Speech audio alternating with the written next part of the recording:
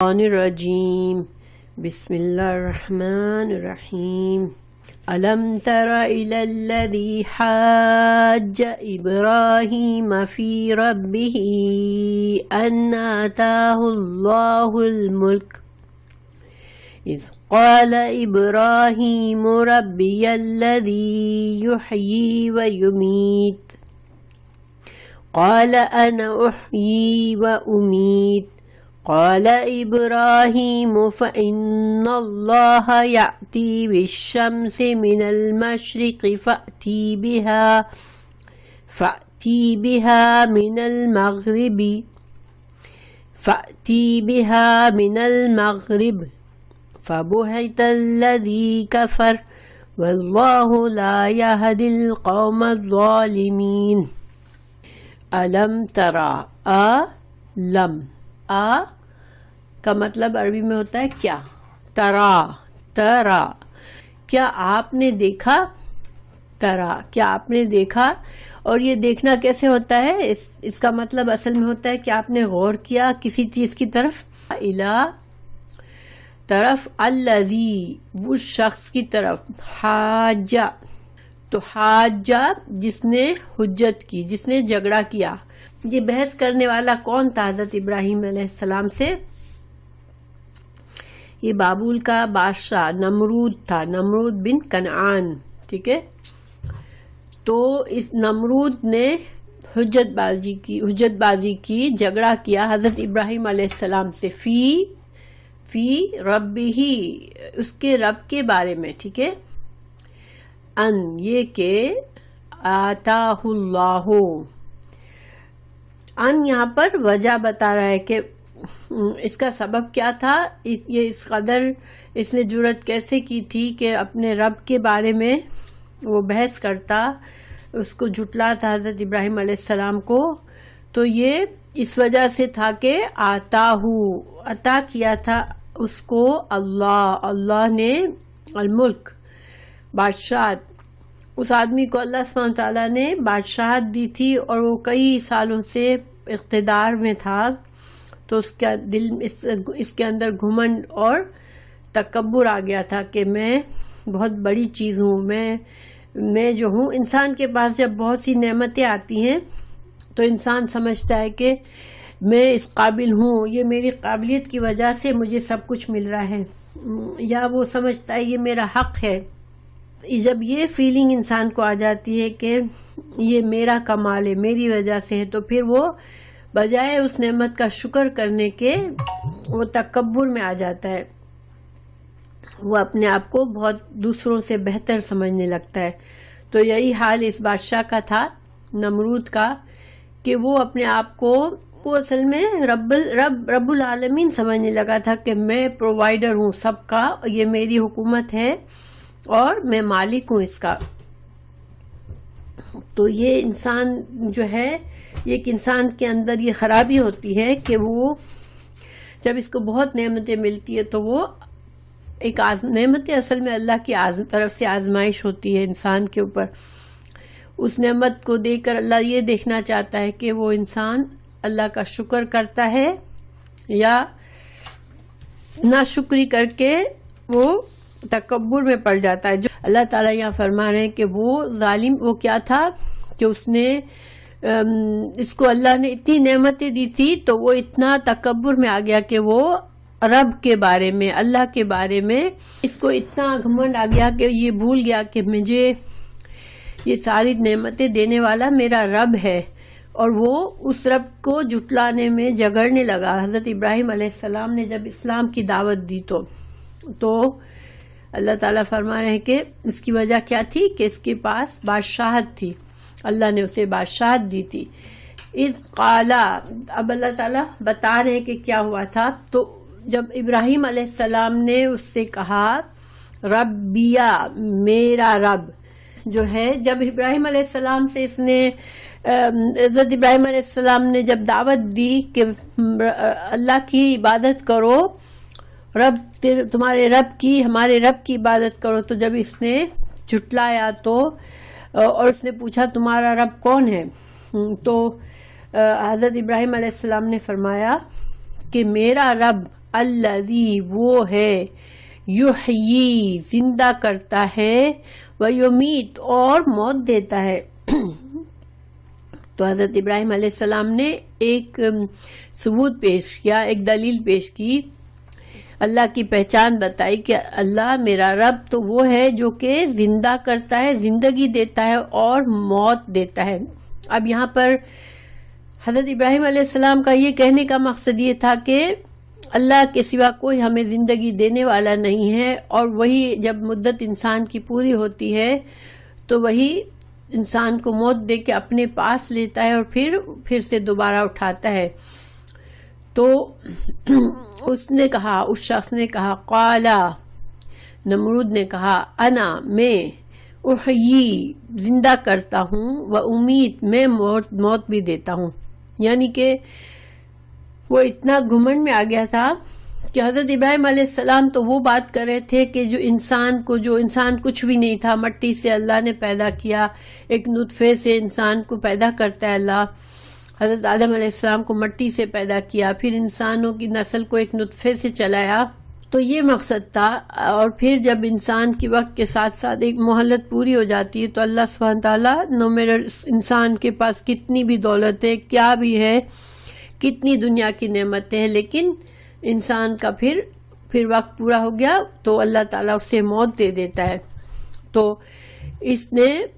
یہ اپنے گھمنڈ میں اتنا الجھا ہوا تھا کہ اس کی اتنی عقل نہیں آئی۔ اس نے کہا لو یہ کون سی بڑی بات ہے، تو میں بھی زندہ کرتا ہوں، مردہ موت دیتا ہوں۔ تو حضرت ابراہیم علیہ السلام اللہ کے نبی تھے، اور انبیاء جو تھے وہ لوگوں سے جھگڑا کرنے کے لیے نہیں آتے، ان کا مقصد یہ ہوتا ہے کہ لوگوں کو بس اللہ کا پیغام پہنچائے۔ تو حضرت ابراہیم علیہ السلام نے اب ایک اور دلیل پیش کر دی اللہ کی قدرت کی، اللہ کی وجود کی۔ بولا قالا کہا حضرت ابراہیم علیہ السلام نے، فإنا پس بے شک اللہ وہ ہے، یاتی لاتا ہے، بالشمس سورج کو، من المشرق مشرق سے نکالتا ہے سورج کو، فأتی پس تو لے آ بہا اس کو۔ آتی کا مطلب ہوتا ہے آنا، لیکن جب آنا کے بعد با آ جاتا ہے، آتی کے بعد با سے جو بات شروع ہوتی ہے، بیہا لے آ اس کو، تو لے آ ہوتا ہے مطلب، ٹھیک ہے، لا اس کو، من المغرب مغرب سے۔ اب دیکھیں حضرت ابراہیم علیہ السلام نے ایک ایسی دلیل پیش کر دی کہ جس کا وہ کوئی علاج نہیں کر سکتا تھا، ظاہر ہے کہ وہ سورج کو کچھ نہیں کر سکتا تھا۔ تو حضرت ابراہیم علیہ السلام نے کہا کہ اچھا میرا رب تو وہ ہے جو کہ سورج کو مشرق سے نکالتا ہے، اگر تو واقعی میں رب ہے تو پھر سورج کو مغرب سے نکال لے۔ اب وہ اس کا کیا جواب دیتا، وہ حیران رہ گیا۔ فبہتا تو مبہوت ہو گیا، مبہوت الذی وہ شخص، کفرا جس نے کفر کیا، واللہ اور اللہ تعالی،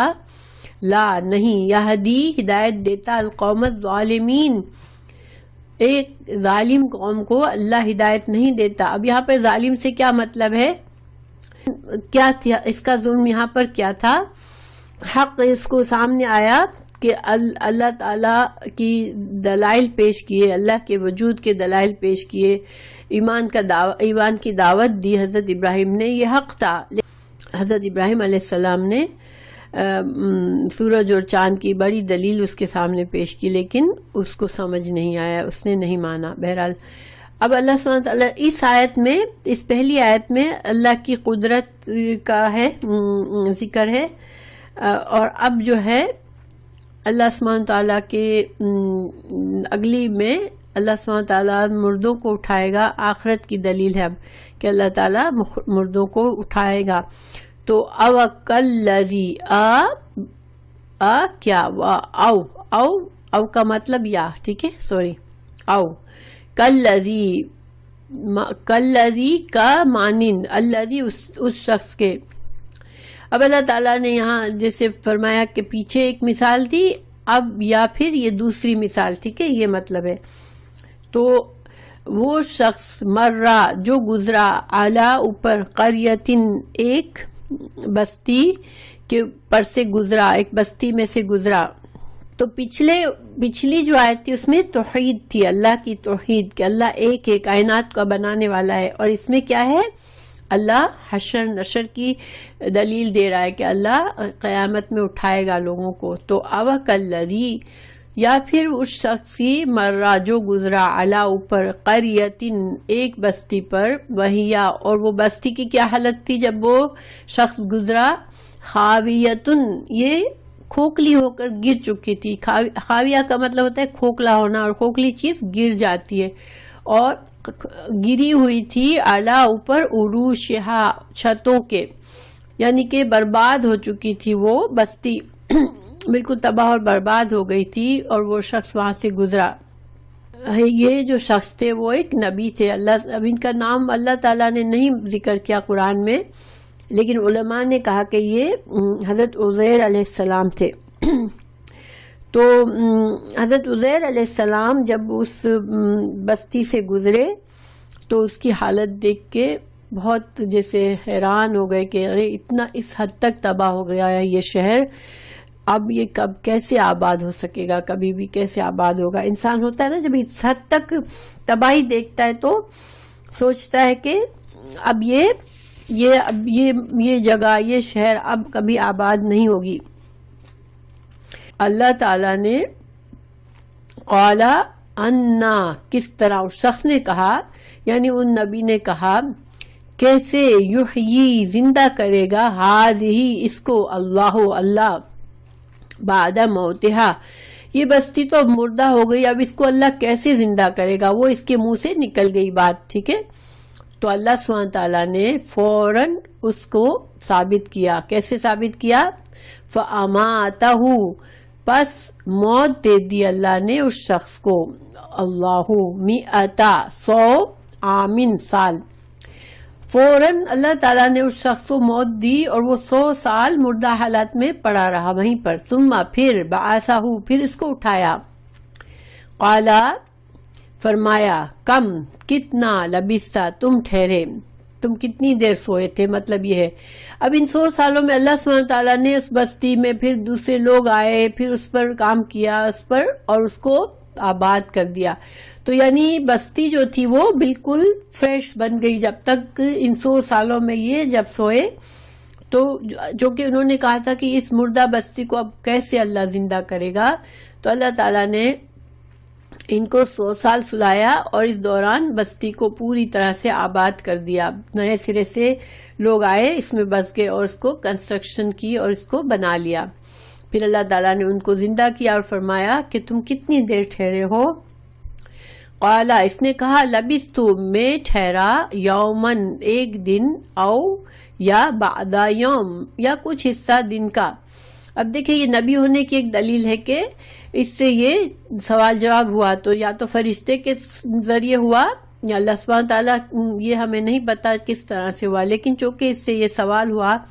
کہ تم کتنا عرصہ ٹھہرے ہو, کتنی دیر تک سوئے ہو, تو اس نے کہا کہ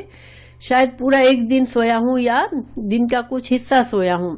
قالا فرمایا بلکہ لبستا تو ٹھہرا ہے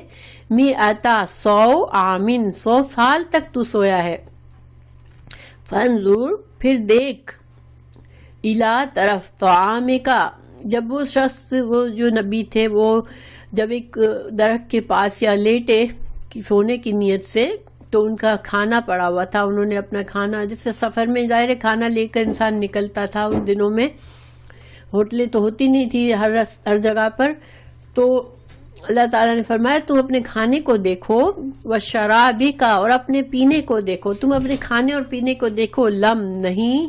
یتسنہ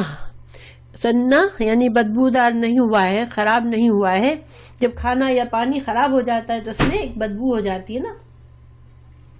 تو اللہ تعالیٰ نے فرمایا کہ تو 100 سال سویا مگر تو اپنے کھانے اور پانی کو دیکھ کہ نہ کھانا خراب ہوا نہ پانی میں بدبو آئی. پھر وانظر اور دیکھ, پھر اللہ تعالیٰ نے فرمایا اور نظر اٹھا کے پھر دیکھ. پہلے کھانے کو دکھایا تو کھانا بالکل فریش تھا, پھر دیکھا دیکھو الا طرف حمارے کا اپنے گدھے کی طرف دیکھو. وَلِنَجْعَلَكَ اب گدھا تو 100 سال میں نہ صرف مر گیا تھا بلکہ اس کی ہڈیاں بھی الگ الگ ہو گئی تھی. تو اللہ سبحانہ تعالیٰ نے فرمایا وَلِنَجْعَلَكَ تاکہ ہم بنائیں تم کو آیتن ایک نشانی للناس سے لوگوں کے لیے، وانظر اور دیکھو الا طرف العظام اب اس ہڈیوں کو تم دیکھو، کیفا کس طرح ننشزوہا ہم جوڑ دیتے ہیں ان کو، ہم اٹھا دیتے ہیں ان کو، ثم پھر نکسوہا پھر ہم پہناتے ہیں اس کو لحمن گوشت۔ اب اللہ سبحانہ تعالیٰ نے چونکہ اس آدمی وہ تو خود مر گئے تھے اور زندہ ہوئے تو اس کو نہیں پتا کہ اللہ نے میری ہڈیوں کو کس طرح سے جوڑا۔ ظاہری بات ہے انسان بھی اسی طرح مر جاتا ہے، 100 سال تو وہ بھی مردہ بنا پڑا ہوتا ہے تو پھر ہڈیاں گل جاتی ہیں، لیکن اب اللہ تعالیٰ نے ان کو دکھایا کہ گدھا بھی ان کا پاس تھا، وہ گدھا تو بالکل ہڈیاں تھی، تو اس کو اللہ نے پہلے اس کا پنجر کو جوڑا، ہڈیوں کو جوڑا، پھر اس کے اوپر گوشت چڑھا دیا۔ فلما پھر تبینہ واضح ہو گیا لہو اس کے لیے، ظاہری بات ہے اس نے آنکھوں سے دیکھا انہوں نے کہ اللہ سبحانہ تعالیٰ نے اس گدھے کو زندہ کر دیا۔ جب واضح ہو گیا اس کے لیے، قالا اس نے کہا علم میں جان گیا، ان اللہ بے شک اللہ تعالیٰ علی اوپر کل شیء ہر چیز پر قادر ہے، یعنی کہ وہ تو نبی تھے، وہ جانتے تھے اللہ تو قادر ہے، لیکن اب آنکھوں سے بھی سامنے دیکھ لیا کہ اللہ سبحانہ تعالیٰ نے ان کے سامنے ہی گدھے کو اٹھا دیا۔ اور یہ اس آیت میں دلیل ہے کہ اللہ سبحانہ تعالیٰ قیامت کے دن انسانوں کو بھی اٹھا لیں گے، اور اس میں ان نبی کو پورا یقین، علم الیقین دیا گیا، یعنی عین الیقین دیا گیا کہ ان کو، حالانکہ انبیاء کرام جیسے میں نے بتایا کہ شک نہیں کرتے، لیکن جب چونکہ ان کے دل میں یہ خیال آیا کہ کیسے زندہ کرے گا، تو اللہ تعالیٰ اپنے انبیاء کو اپنے جن کو قریب سمجھتا ہے ان کو پھر لا علمی یا شک کے اندھیرے میں نہیں رہنے دیتا، تو اللہ نے واضح فرما دیا ان کے لیے۔ اب یہ جو ہے اس پہلی آیت میں جیسے کہ میں نے بتایا کہ اللہ کی توحید کہ اللہ ایک ہی ہے جو کہ پورے کائنات کا کام چلاتا ہے، اور یہاں پر جو ہے اللہ کے یہ قدرت کہ اللہ بندوں کو دوبارہ زندہ کرے گا، قیامت کی دلیل آ گئی۔ اب ایک اور دلیل آ رہی ہے، وَإِذْ اور جب قالا کہا ابراہیم علیہ السلام نے، ربی اے میرے رب، ارینی تو دکھا مجھ کو، کیفا کس طرح، تحیی تو زندہ کرے گا، الموتا مردوں کو۔ اب یہاں حضرت ابراہیم علیہ السلام جو ہے وہ ان کو ظاہری بات ہے ان کا ایمان تھا، وہ نبی تھے، اللہ پر یقین تھا ان کو، لیکن ان کو ایک اطمینان قلب چاہیے تھا کہ میں دیکھوں ایک بار۔ اور اللہ تعالیٰ جیسے میں نے بتایا کہ انبیاء کرام کو اللہ تعالیٰ اس طرح کے معجزات دکھا کر ان کے ایمان کو بالکل مضبوط اور ثابت کر دیتا ہے کہ پھر وہ ہر طرح کے حجت کے سامنے وہ ڈٹے رہتے ہیں، کیونکہ ان کو لوگوں تک یہ پیغام پہنچانا ہوتا ہے۔ تو اللہ سبحانہ تعالیٰ سے حضرت ابراہیم نے پوچھا، اللہ تو مردوں کو کیسے اٹھائے گا، مجھے دکھا۔ قالا اللہ فرمایا، اولم کیا بھلا نہیں تؤمن، کیا تجھے ایمان نہیں ہے؟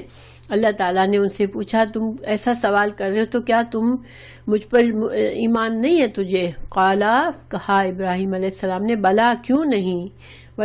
لیکن لیطمئن تاکہ مطمئن ہو جائے میرا دل، قلبی میرا دل۔ تو اطمینان کیا ہوتا ہے؟ دیکھیں اطمینان جو ہے، جیسے ہم نے نفس مطمئنہ کے بارے میں پڑھا ہے نا کہ جو عقائد اور اعمال میں ایسا جمع ہوا ہو دل انسان کا کہ حالات کے تغیر اسے ہلا نہ سکے، کسی طرح بھی کوئی ذریعہ نہ رہے کہ انسان کے اندر کسی طرح کا بھی شک آئے، اور چاہے حالات کچھ بھی ہو جائے۔ دیکھیں بعض اوقات انبیاء کرام کو بہت مشکلات کا سامنا کرنا پڑتا ہوتا ہے اور اللہ تعالیٰ کی مدد ساتھ ساتھ نہیں آ رہی ہوتی ہے، ٹھیک ہے؟ جیسے رسول اللہ صلی اللہ علیہ وسلم احد کے جنگ میں مسلمان ہارے تھے اور بہت مشکل سے گزرے انسان، کہ بہت سے لوگوں کا ایمان ہل گیا مسلمانوں کا کہ ہم آج تو بالکل ختم ہو جائیں گے، اللہ کی مدد کیوں نہیں آ رہی، یا اللہ نے ہمیں کیسے، کافروں کو ہم پر کیسے غلبہ دے دیا۔ مگر انبیاء کرام ایون ایسے حالات میں بھی ان کا ایمان نہیں ڈگمگاتا۔ تو یہ نفس مطمئنہ ہوتا ہے ان کا، ایمان کا اعلیٰ درجہ، ٹھیک ہے، شرح صدر۔ قالا فخذ لے لو، اربعتن 4، من سے، الطیر پرندوں میں سے 4 پرندے لے لو، ٹھیک ہے، یعنی 4 مختلف قسم کے پرندے لے لو۔ فصرہن، پھر مائل کرو ان کو نا۔ سرہن کے 2 طرح سے معنی کیے گئے ہیں، ایک ہے ان کو مائل کرو اور دوسرا ہے ان کو ٹکڑے ٹکڑے کر دو، کاٹ دو۔ تو دونوں معنی صحیح ہیں، لیکن جنہوں نے اس کو کہا کہ سرہن کا مطلب ہے مائل کر لو، تو وہ ان کا کہنا ہے کہ پرندوں کو مائل کرنے کا حکم اس لیے دیا تھا کہ پرندوں سے انسیت ہو جائے۔ حضرت ابراہیم علیہ السلام ان کو پہچاننے لگے کہ ہاں یہ وہ پرندے ہیں۔ پھر اجعل رکھ دو اجل رکھ دو، علی اوپر، کل ہر، جبل پہاڑ کے، منہن ان میں سے، جزءاً ایک حصہ، ثم پھر، ادعوہن یعنی پرندوں کے ٹکڑے ٹکڑے کر کے ان کے جو گوشت ہے ان کے گوشت کو مکس کر کے ان کا ایک ایک جیسے مکسچر، جو ایک ایک جیسے پورشن اس کا ایک ایک پہاڑ پر رکھ دو، پھر ان کو بلاؤ۔ یأتینکا وہ آئیں گے تیرے پاس، سعین دوڑتے ہوئے، یعنی فوراً سے وہ پرندے دوبارہ زندہ ہو کر جڑ جائیں گے، اللہ تعالیٰ انہیں جوڑ دے گا اور وہ تمہارے پاس آئیں گے۔ وَعَلَمْ اور جان لو، ان اللہ بے شک اللہ تعالیٰ، عزیز غالب ہے، حکیم حکمت والا ہے۔ یعنی اللہ سبحانہ تعالیٰ غالب ہے، یہاں پر کیوں کہا گیا کہ اللہ تعالیٰ ہر چیز اللہ غلبہ رکھتا ہے اور وہ مردوں کو زندہ کر سکتا ہے، اور اس کا جو غلبہ ہے، اللہ کی جو قدرت ہے، اللہ کی جو طاقت ہے، وہ کامل ہے اور حکیم ہے، کمال حکمت والا ہے۔ اللہ نے زندہ کو موت دینے کا وقت مقرر کیا ہے۔ دیکھیں اللہ کی حکمت یہ ہے کہ مردوں کو دوبارہ اٹھانے کا، اور جس کسی کو پیدا ہونا ہوتا ہے اسی وقت ہوتا ہے جب اللہ کی حکمت سے ہوتا ہے۔ تو انسان کی زندگی اور موت اللہ کی حکمت سے ہوتی ہے کہ کب تک کس کی مہلت ہے، کب کسے موت آنی ہے، کب کسے پیدا ہونا ہے۔ تو اللہ سبحانہ تعالیٰ تمام معاملات اللہ کے حکمت پر ہوتے ہیں۔ یہ مثال میں بھی کیا ہے، اس میں بھی ایک طرح سے آخرت کی دلیل ہے۔ تو 2 دلیلیں ہیں کہ اللہ سبحانہ تعالیٰ مردوں کو زندہ کرے گا، ٹھیک ہے۔ پھر مثلو، اب دیکھیں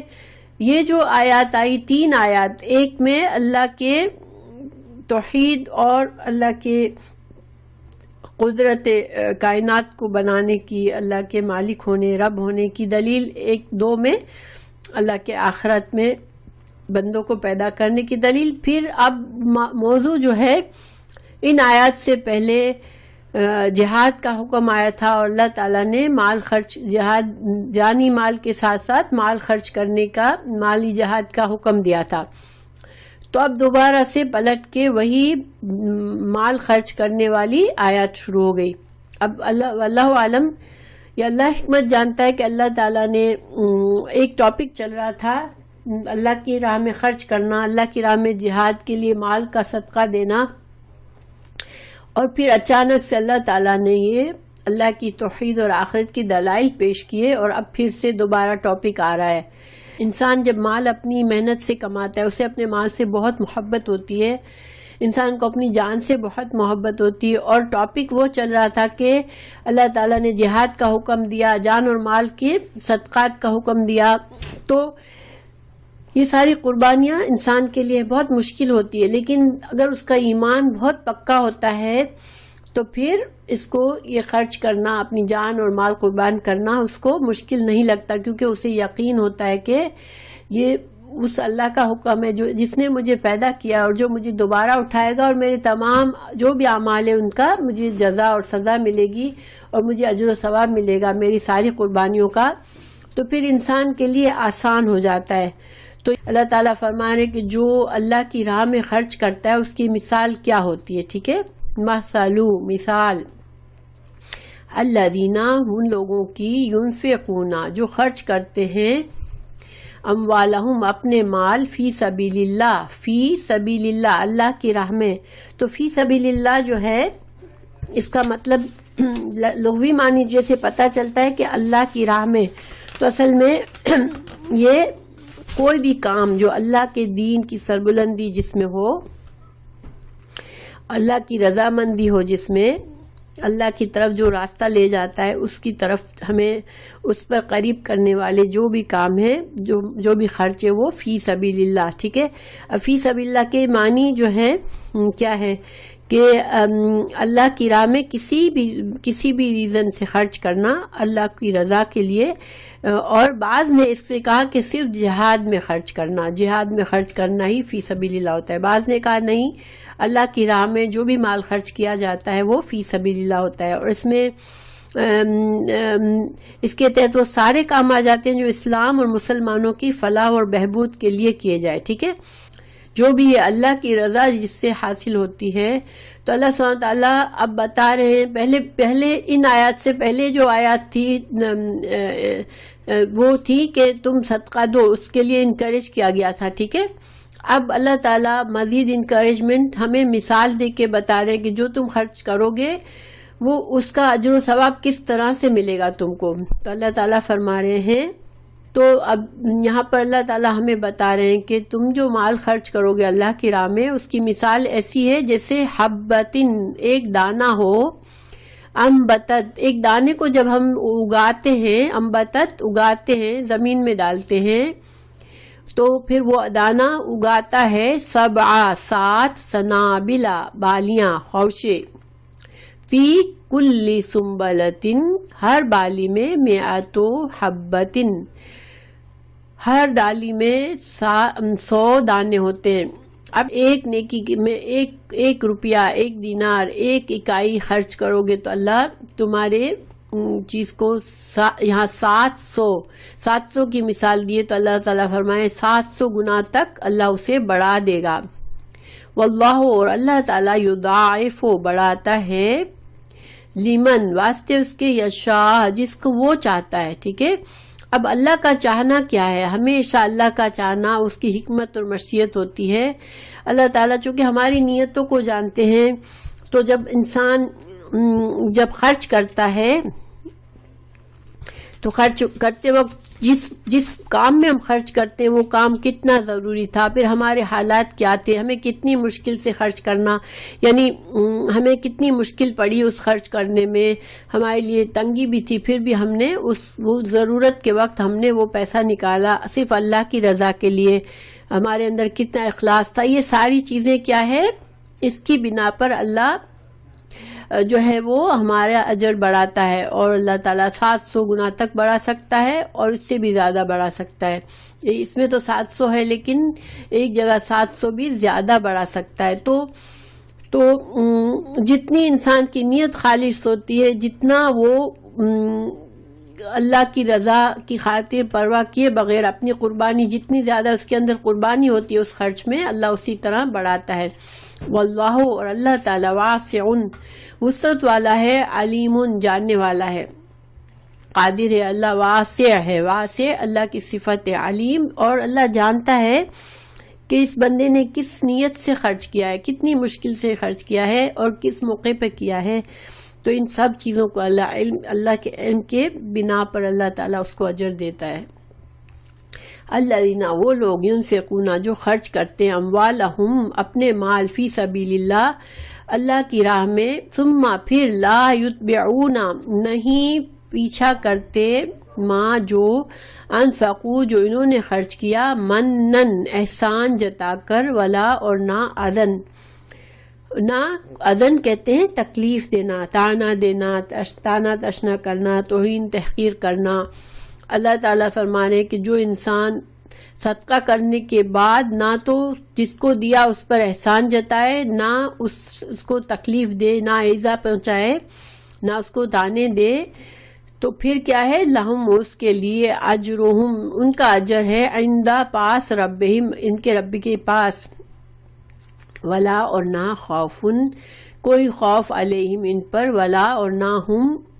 یحزنون، نہ وہ غمگین ہوں گے. تو دیکھیں یہاں پر اللہ تعالیٰ نے ہمیں ہمارے اجر و ثواب کو بڑھانے کا ایک اور وجہ بتائی کہ ہم کب بڑھا سکتے ہیں، جبکہ ہمارے دل میں ذرا سا بھی یہ احساس نہ ہو کہ میں نے کوئی احسان کیا اس شخص پر۔ جب ہم خرچ کریں تو یہ سمجھے کہ یہ میں نے صرف اللہ کے لیے کیا ہے، کسی پر میں نے کوئی احسان نہیں کیا، نہ دل میں ہو، نہ زبان پر ہو، نہ ہمارے رویے میں ہو، ٹھیک ہے، اور نہ ہم تکلیف دیں کہ جس کو دیا ہے اب اس کو ہم سمجھے کہ اب یہ زندگی بھر ہمارا غلام بن کے رہے، ہمارے آگے پیچھے پھرے، ہمارے آگے جھک کر بات کرے، کیونکہ ہم اس کو پر احسان کرتے ہیں، ہم اس کو مال دیتے ہیں،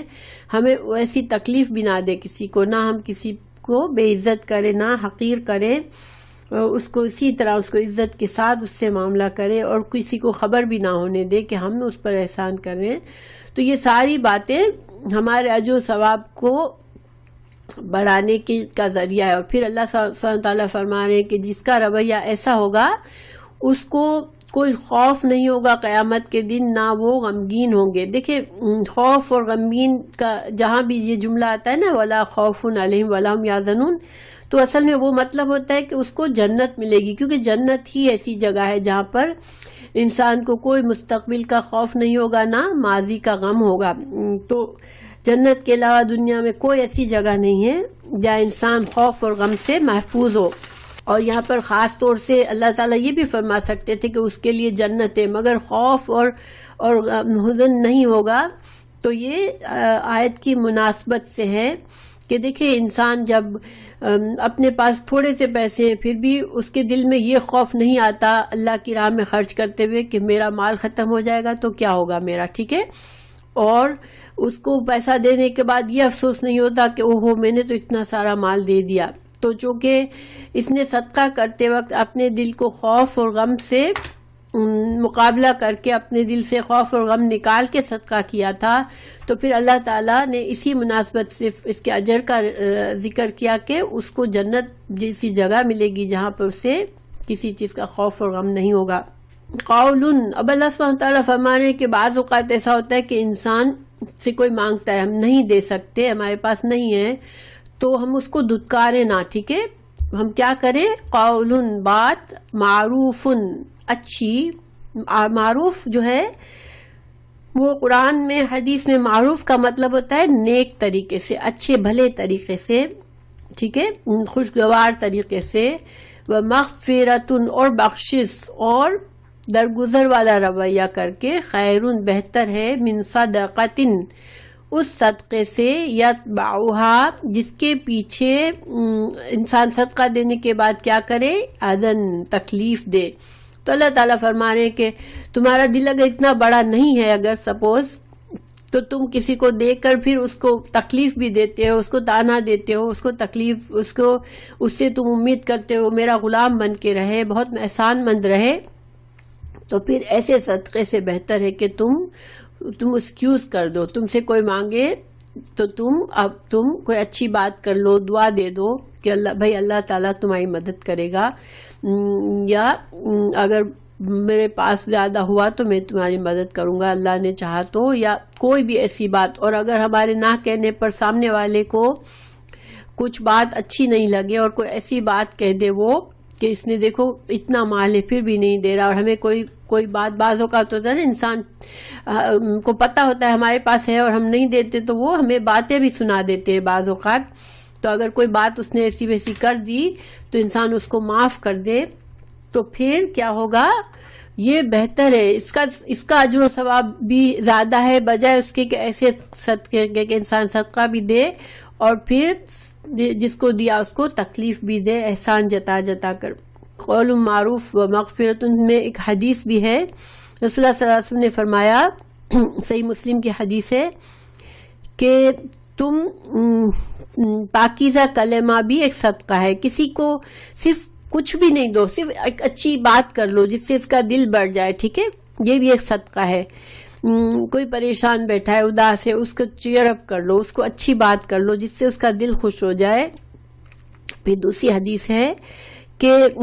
تم کسی بھی معروف یعنی کسی بھی نیکی کو حقیر مت سمجھو، ٹھیک ہے،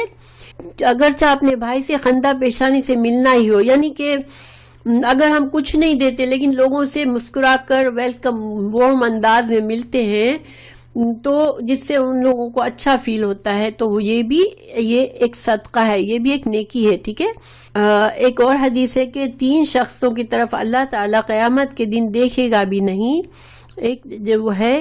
جو ماں باپ کا نافرمان ہے، دوسرا شراب کا عادی، اور تیسرا دے کر احسان جتانے والا۔ ان تینوں پر اللہ تعالیٰ ان کی طرف دیکھے گا بھی نہیں۔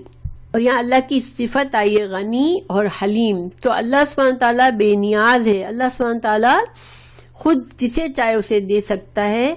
اللہ سبحانہ تعالیٰ کے اسماء الحسنی میں سے ہے۔ تو اللہ تعالیٰ بندوں کو تو صرف ان کے لیے اجر کا ایک ذریعہ رکھا ہے اللہ نے کہ ہم کسی کو دے کے اجر کمائے، ورنہ اللہ تعالیٰ بے نیاز ہے ہمارے صدقہ خیرات سے، اور حلیم اور بردبار ہے کہ اللہ تعالیٰ ہم سے غلطی بھی ہو جاتی ہے تو ہمیں فوراً نہیں پکڑتا، بردبار ہے۔ اللہ تعالیٰ ہمارے بہت سے غلط رویوں کو اللہ تعالیٰ ہمیں پکڑتا نہیں ہے فوراً، تو پھر انسان کے اندر بھی یہ صفات ہونی چاہیے، ٹھیک ہے، کہ اللہ تعالیٰ کے بندے ہیں ہم، تو ہمیں بھی یہ صفات ہمارے اندر ہونی چاہیے۔ یا ایھا الذین، اے لوگو جو آمنو ایمان لائے، لا تبطلوا، نہ تم ضائع کر دو، صدقاتکم، اپنے صدقات کو، بالمن، احسان جتا کر، والادا، اب ایک بار پھر تاکید آ گئی، بیکاز یہ بہت بڑی بات ہے کہ انسان صدقہ دے اور پھر اس انسان کو تانے دے دے کر، احسان جتا کر اور اس کو ذلیل کر کے اپنے سارے صدقات کا اس کو ضائع کر دے، کیونکہ اب جس نے صدقہ دیا اس کا پھر سارا اجر ضائع ہو جاتا ہے۔ اللہ تعالیٰ مثال دے کے سمجھا رہے ہیں، کالذی، اس شخص کے مالک، مانند، ينفق، جو خرچ کرتا ہے، مالہ، اپنا مال، ریاء الناس، لوگوں کو دکھانے کے لیے۔ اور یہ بھی بہت بری چیز ہے کہ انسان صرف دکھاوے کے لیے کرے تاکہ لوگ مجھے بڑا شقی سمجھے، ولا یؤمنو، نہیں وہ ایمان لاتا، باللہ، اللہ پر، والیوم الاخر، اور نہ آخرت کے دن پر۔ تو اللہ تعالیٰ نے 2 مثالیں دی جس سے انسان کا صدقے کا ثواب ختم ہو جاتا ہے، ایک صدقہ دے کے احسان جتایا، دوسرا اور تکلیف دی، دوسرا یہ کہ صدقہ اللہ کی نیت سے کیا ہی نہیں تھا، لوگوں کو دکھانے کے لیے کیا تھا۔ فَمَثَلُهُ، تو اس کی مثال، کا مثلی، مانند مثال، صفوان، چکنے پتھر کے ہے، علیہ، جس پر، ترابن، مٹی ہوتی ہے، فَصَابَهُ، تو پھر اس کو اس پتھر پر پہنچی، یعنی کہ وابل، تیز بارش، فترکہ، تو چھوڑ دیا اس کو، صلدن، صاف چٹیل، یعنی کہ دیکھیں انسان جو ہے وہ اچھی مٹی، جہاں زرخیز مٹی ہوتی ہے وہاں پر اپنا بیج بوتا ہے کسان، تو وہ درخت بن جاتا ہے، اس سے پھل آتے ہیں، ٹھیک ہے۔ اب یہ جو صدقہ ہے جو لوگوں کو دکھانے کے لیے انسان کرتا ہے، یا جو صدقہ دینے کے بعد جو احسان جتاتا ہے، تو اس کی مثال اللہ بتا رہے ہیں کہ ایک پتھر ہوتا ہے، اس پتھر کے اوپر تھوڑی سی مٹی جم جاتی ہے وقت کے ساتھ ساتھ، مگر زمین اندر سے صرف پتھر ہی ہوتا ہے۔ اس کے اندر اگر کوئی انسان بیج بوتا ہے تو اب بارش، تیز بارش آتی ہے تو وہ ساری مٹی جو ہوتی ہے دھل جاتی ہے، اور مٹی وہ نیچے سے پتھر ہی نکل آتا ہے، چٹان، صاف چٹیل پتھر نکل آتا ہے، یعنی کہ تمہارا بیج اگا ہی نہیں، تمہارا بیج جس مٹی میں ڈالا تھا وہ ساری مٹی پانی کے ساتھ ہی بہہ گئی۔ تو اسی طرح اس بیج کی طرح جو تمہارا ضائع ہو گیا، ایسی چٹان پر تم نے اس کو ڈالا تھا، تو اسی طرح جب تم نے ریاکاری کے لیے جب صدقہ دیا یا احسان جتانے کے لیے کیا، تو پھر تمہارا صدقہ اسی طرح ہوتا ہے کہ وہ بیج بجائے اگنے کے بہہ جاتا ہے، ضائع ہو جاتا ہے۔ لا یقدرون، نہیں قدرت رکھتے، علی، اوپر، شیئن، کسی چیز کی، مما، اس میں سے، جو کسبو، جو انہوں نے کمائی کی۔ اب ظاہری بات ہے کہ انسان مال تو خرچ کرتا ہی ہے نا، اپنی محنت کا مال ہوتا ہے، اس کو انسان جب خرچ کرتا ہے لیکن پھر ریاکاری میں کر دیتا ہے یا احسان جتائے تو اس کا مال تو ضائع ہو ہی گیا نا، کیونکہ اس کو کوئی بھی اجر تو ملا نہیں۔ تو وہ مال بھی اسی طرح اس نے اللہ تعالیٰ فرمانے کہ اس نے جو نیکی کمانے کی کوشش کی، وہ سمجھا کہ اس نے نیکی کمائی ہے، اس کا کوئی اجر اس کے لیے باقی نہیں رہتا. اسی طرح جیسا کہ یہ بیج ضائع ہو گیا، مٹی کے ساتھ بہہ گیا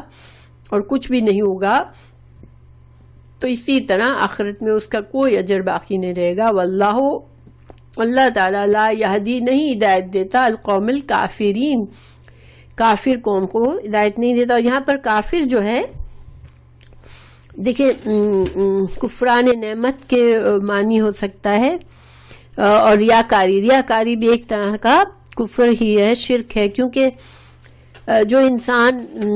اللہ کو چھوڑ کے لوگوں کو دکھانے کے لیے کرتا ہے، جب اکیلے میں ہے تو کوئی نیکی نہیں کرتا، تو وہ پھر اللہ کے لیے ایکچولی اللہ کا ماننے والا ہوتا ہی نہیں ہوتا. جس کا ایمان پختہ ہوتا ہے اللہ پر،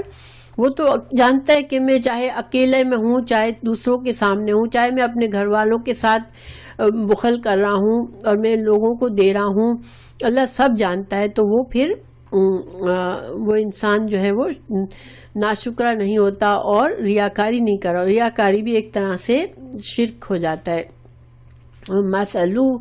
اور مثال، الذین، ان لوگوں کی، ينفقون، جو خرچ کرتے ہیں، اموالہم، اپنے مالوں کو، ابتغاء، تلاش کرنے کے لیے، مرضاتی، رضامندی، اللہ کی، وتثبیتاً، اور پختگی، ایمان کی پختگی کے لیے، من انفسہم، اپنے نفسوں کی، کمثلی، اب اللہ تعالیٰ دوسری مثال دے رہے ہیں جس میں انسان اللہ کی رضامندی کے لیے خالص نیت سے خرچ کرتا ہے اور اپنے ایمان کی پختگی کے لیے، کیونکہ جب ہم نیکی کے کام کرتے ہیں تو ہمارا ایمان پختہ ہو جاتا ہے، ٹھیک ہے، ثابت قدمی آ جاتی ہے ہمارے اندر. اللہ سبحانہ تعالیٰ فرمانے کہ اسلام جو انسان دیکھیں، یا تو تثبیت، یا تو اپنے ایمان کو پختہ کرنا، یا پھر اسلام کو مضبوط کرنا، یہ بھی مطلب ہو سکتا ہے کہ انسان اللہ کی راہ میں جب ہم خرچ کرتے ہیں تو پھر وہ کیا ہوتا ہے، انسان اسلام کو تقویت دے رہا ہوتا ہے، اسلام کو پختگی دے رہا ہوتا ہے. تو اللہ کو راضی کرنے کے لیے اور اسلام کو پختگی اور اسلام کو سربلندی کے لیے جب انسان خرچ کر رہا ہوتا ہے، من انفسہم، اپنے نفسوں کی، اب جو کہ یہاں پہ اپنے نفسوں کی لفظ لکھا ہوا ہے، تو دونوں معنی ہم سمجھ لیں کہ اپنے نفس کی پختگی پیدا کرنا، یا پھر خلوص دل سے اپنا مال خرچ کرنا، دل کے اعتقاد سے خرچ کرنا، اور اسلام کو مضبوط بنانے کے لیے خرچ کرنا، یہ سارے معنی آتے ہیں. تو کمثلی، اب اس کی مثال، جنتن، ایک باغ کی طرح ہے، بے ربوتن، اونچی جگہ پر ہے، اصابہا، پہنچے اس کو، وابلن، تیز بارش، فاتت، تو وہ دے، اکلہا، پھل اپنا، ضعفین، دگنا. اب اس نیکی کی جو کہ اللہ کی رضا کے لیے کی گئی تھی، اپنے ایمان کی مضبوطی اور اسلام کی سربلندی کے لیے کی گئی تھی، اس کی مثال ایسی ہے کہ ایک بیج کو آپ بہت اچھی زمین پر، جو بلند جگہ ہے جہاں پر کیچڑ نہیں بلڈ ہوتا بلکہ پانی آتا ہے اور زمین میں جاتا ہے اور باقی کا زائد پانی بہہ جاتا ہے، تو ایسی جگہ پر اگر تیز بارش آتی ہے تب بھی اس کو وہ دگنا پھل دیتا ہے. فَإِن لَمْ، پھر اگر نہیں، اور تیز بارش سے یہاں پر مطلب انسان جب بہت زیادہ بڑی اماؤنٹ خرچ کرتا ہے، بہت زیادہ صدقہ کرتا ہے، ٹھیک ہے، تو اس کو اس کے لحاظ سے اسی طرح اس کا اجر بھی ملتا ہے. اور اگر فَإِن لَمْ، نہیں، پھر اگر نہ، يُصِبْهَا، پہنچے اس کو، وابلن، تیز بارش، فتل، تو شبنم ہی بہت ہے. یعنی کہ جب انسان اس نیت سے، خالص نیت سے خرچ کرتا ہے اپنے ایمان کے بڑھانے کے لیے، اسلام کی سربلندی کے لیے، تو پھر چاہے تھوڑا سا بھی خرچ کرتا ہے تو بھی کیا ہوتا ہے، اس کو سبزہ اگتا ہے، یعنی اس کا جو اجر و ثواب ہے وہ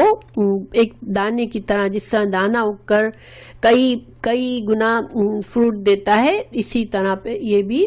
کئی دانے ایک دانے سے پیدا ہوتے، اسی طرح سے یہ صدقہ جو خالص نیت سے ہوتا ہے وہ بڑھتا ہے، اس کا اجر و ثواب بڑھتا ہے۔ واللہ، اللہ تعالیٰ، بما تعملون، تم جو کچھ بھی کر رہے ہو، بصیر، اللہ تمہارے تمام اعمال کو دیکھ رہا ہے۔ بندہ جو کام جس نیت سے بھی کرتا ہے تو اس کے اللہ سبحانہ تعالیٰ کے پاس کوئی چھپی ہوئی بات نہیں ہے، اللہ دیکھ رہا ہے تمہاری محنت کو۔ جو انسان جتنی کوشش کرے گا، جتنے جان اور مال سے جتنا اللہ سبحانہ تعالیٰ کی خوشنودی حاصل کرنے کے لیے خرچ کرے گا، قربانی دے گا، تو پھر وہ اللہ سبحانہ تعالیٰ چونکہ علم رکھتا ہے، تمہارے ہر کام سے، ہر عمل سے، ہر نیت سے واقف ہے، تو اس کو تم ضائع مت سمجھو، وہ تمہارا اجر و ثواب کم نہیں ہوگا، تمہیں اللہ تعالیٰ اس کا اجر و ثواب بڑا چڑھا کے دے گا۔